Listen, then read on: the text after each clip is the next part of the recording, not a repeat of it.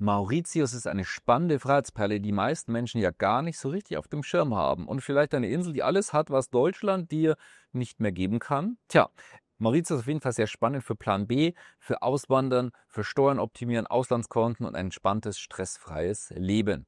Ja, und wurde auch aktuell ausgezeichnet beim Nomad Capitalist Freedom Index auf Platz Nummer 1 aller Länder weltweit, und zwar zusammen mit Monaco.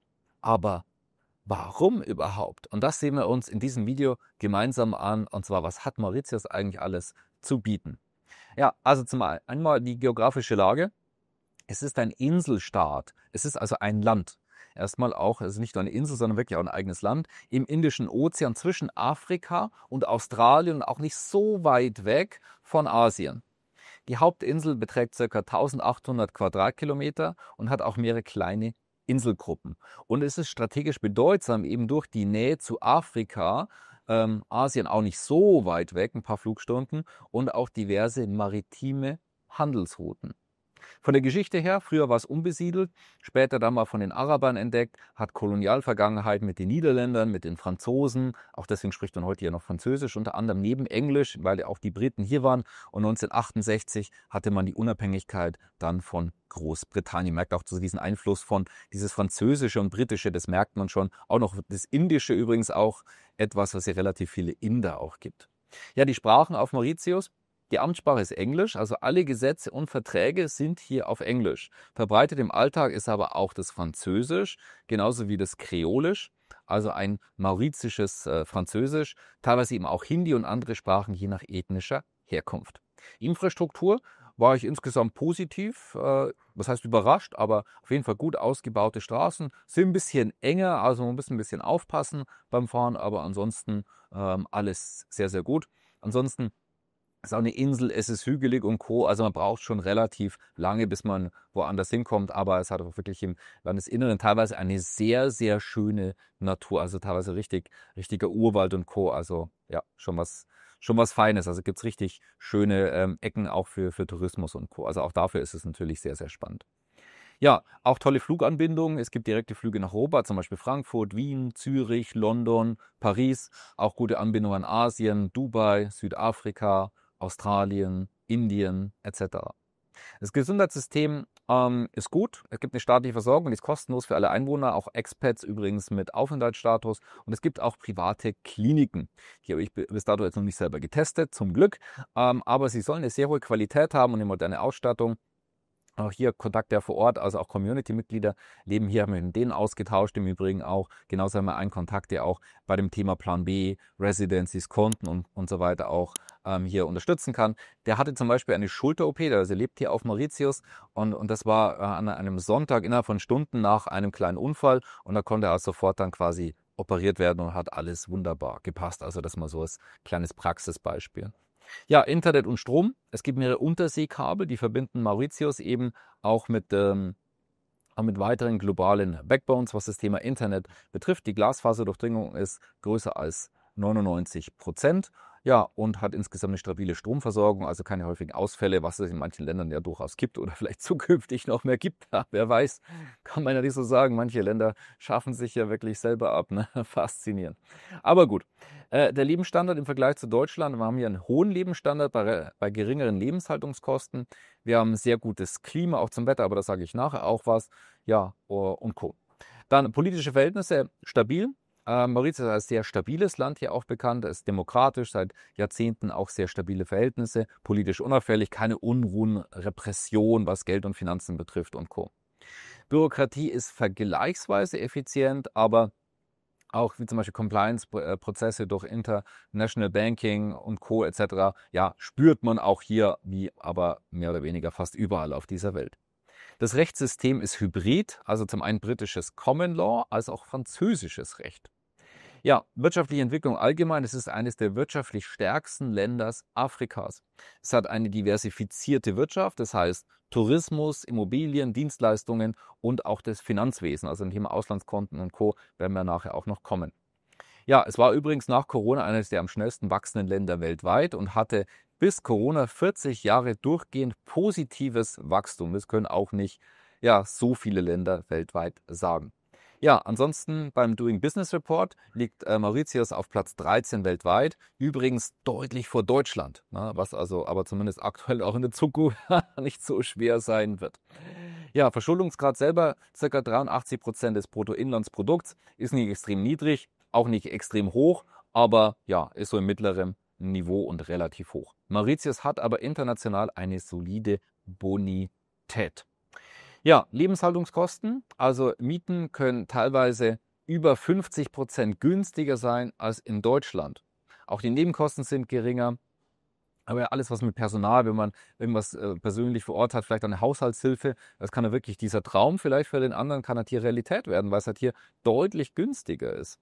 Auch hier Essen gehen, Benzin ist günstiger, Taxis, also alles, was mit persönlicher Arbeit zu tun hat, ist deutlich günstiger. Das Klima selber ist sehr, sehr angenehm. Das heißt, der Sommer ist von November bis April, also ist ja auf der Südhalbkugel. Das heißt, es ist genau andersrum. Der Winter ist von Juni bis September. Ja, Winter in Anführungszeichen. Ich befinde mich gerade hier im Winter. Es ist Juli und ja, wie man sehen kann, sitze ich hier draußen angenehm. Es ist jetzt gerade nachmittags. Die Sonne geht allmählich jetzt dann unter und ich sitze hier mit T-Shirt draußen und genieße das wunderschöne Wetter. Also, von dem her alles dazu gesagt, wie es im Winter hier aussieht.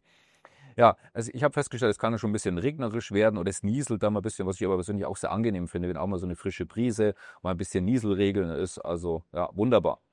Menschen und Mentalität. Es ist multikulturell, das heißt, wir haben hier Hindus, wir haben Christen, wir haben Muslime und diese sind vor allem freundlich und offen gegenüber Ausländern. Und auch ein Thema Sicherheit, sage ich nachher vielleicht noch ein paar Worte mit dazu, aber auch sehr, sehr angenehm hier. Also das heißt, hier kann wirklich auch so diese großen Religionen zeigen ihm doch, dass sie friedlich miteinander leben können.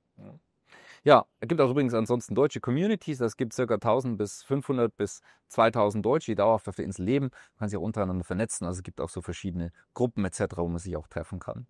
Ja, Kriminalität insgesamt gilt als niedrig und Mauritius als sicheres Land. Es gibt auch keine gefährlichen Tiere. Also keine an Land, im Meer vielleicht vor Seeigeln und vor den ein oder anderen Fischen aufpassen. Aber ansonsten ist es auch eine touristische Destination, auch bekannt vor allem durch den Tourismus. Dann gibt es auch einiges zu sehen hier auch vor Ort, also wirklich ein paar sehr, sehr schöne Ecken. Ansonsten vielleicht auch interessant während der Corona-Zeit. Also es war damals keine Gesundheitsdiktatur, keine drakonischen Einschränkungen und es gab eben auch keine bleibenden Grundrechtseinschränkungen. Das Thema Daueraufenthaltsgenehmigung und Plan B, das ist, glaube ich, auch für die ein oder anderen spannende Thema. Wer sagt ein Plan B oder ein Plan C oder Plan D oder was auch immer. Das Premium-Visum ist ist am einfachsten. Das ist für digitale Nomaden auch möglich. Man darf nicht vor Ort quasi direkt arbeiten, was für die meisten wahrscheinlich aber kein Thema ist, sondern einfach remote, selber handeln, traden, was auch immer man eben auch macht, zum Beispiel am Computer. Dann gibt es aber auch ein Rentnervisum und das geht ab 50 Lebensjahren. Und wenn du $1500 pro Monat aufs Bankkonto bekommst, das heißt, du hast einen Gesamtnachweis von $18.000, dann bekommst du ein Rentnervisum und das aber eben erst nicht ab 67, sondern bereits ab 50. Das gilt zunächst 10 Jahre, ist verlängerbar auf 20 Jahre. Und es gibt eine Permanent Residence über Immobilien. Und zwar, wenn du eine Immobilie kaufst ab 375.000 US-Dollar, dann bekommst du einen unbegrenzten Aufenthalt, wenn du das möchtest. Zum Thema Investments, da gibt es ja den Immobiliensektor und Co. Ich persönlich habe es mir jetzt auch nicht intensiver angeschaut, also ich hatte irgendwie keinen richtigen Grund. Die Immobilienrenditen so ab 5-6%, also okay, aber wo man jetzt nicht denkt, okay, man würde jetzt wahrscheinlich direkt auf Mauritius gehen und Immobilien erwerben. Gibt sicherlich auch die ein oder anderen interessanten Möglichkeiten, hat aber jetzt für mich nicht so, ja, gerufen, hier diesen Immobilienmarkt genauer anzuschauen, weil ich denke, die anderen Vorteile, die sind interessanter, speziell für Mauritius. Und dazu gehört auch der Finanzsektor und dazu gehört auch das Thema Bankkonten. Man kann es auch remote, also von zu Hause aus ein Bankkonto öffnen, per Videocall, auch zum Beispiel über unseren Kontakt, wenn dich der interessiert, über den VIP-Club, kannst du uns ja anfragen und wir haben den ja auch schon live vorgestellt, wo wir auch auf Mauritius ausführlicher eingegangen sind und ich mir persönlich deswegen ja auch jetzt hier vor Ort das Ganze anschauen wollte. Je nach Bank dauert es ein paar Tage bis zu 3 Monaten, so eine Konteneröffnung. Die Mindestbeträge sind bei Private Banking ab 500.000 US-Dollar und ja, es gibt aber auch allgemeinen Einstieg bereits ab 50.000 US-Dollar, was jetzt nicht extrem hoch ist, auch nicht extrem niedrig. Natürlich ist es immer am schönsten, wenn man eigentlich fast gar nichts dort quasi einlegen muss, aber nichtsdestotrotz immer noch relativ überschaubar.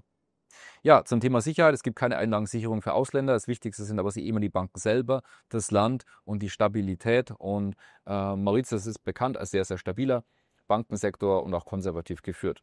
Für unsere Kryptofreunde aktuell noch nicht direkt möglich, sollte aber kommen. Es soll also in Entwicklung sein und ist geplant. Ja, generell Entwicklungspotenzial hier von Mauritius, also der Makrotrend.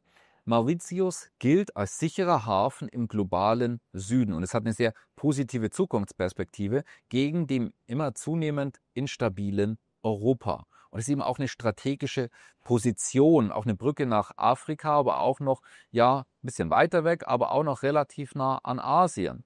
Und man hat Zugang zu 70% der Weltbevölkerung durch Freihandelsabkommen.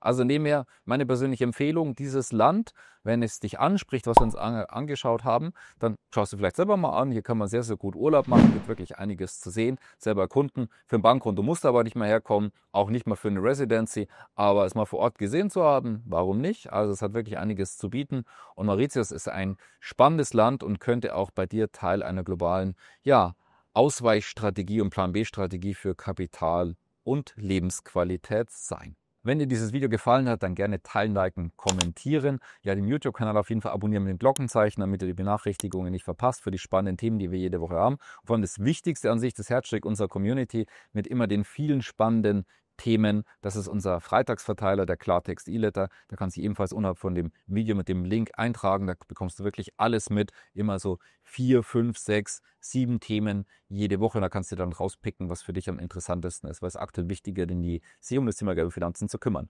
Wir sehen uns nächsten Freitag wieder zu Faszination Freiheit. Heute hier aus Mauritius bei unseren Recherchen. Und ich freue mich auf dich auch nächsten Freitag.